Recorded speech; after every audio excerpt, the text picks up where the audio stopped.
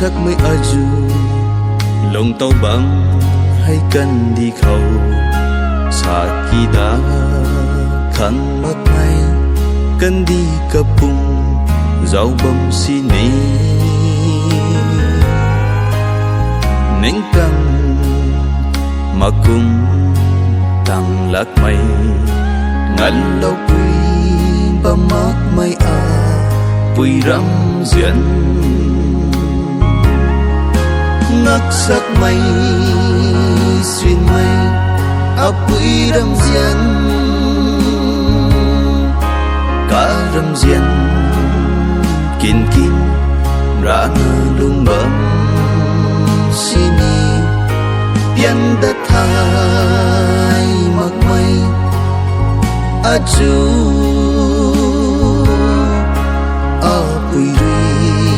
aniu khăn ta lâu biển ra sunu mây aju nang na khâu quăng pu khâu xoang đoan mang mệt tươi cây dịp không thay mà quanh bên mấy ngàn đủ khăn giang khăn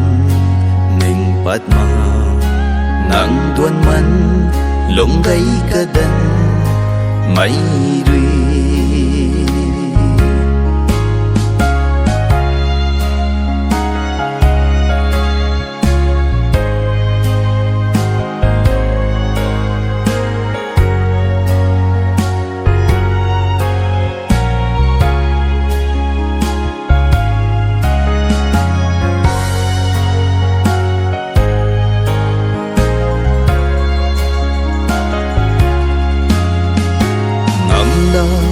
thuy lắc mấy gần khâu ngọn lâu bấm áp quy nâng hề áp quy tu na cao bu khâu điêu si mây mà nắng na khang cái khun nắng băng mặc bu khâu in thuy mây khát xin mà lòng ninh khâu ngắc sắc mây xuyên mây quy râm diễn cả râm diễn kín kín ra lung bấm sini pian đất hai mặc mây aju apuri aniu khăn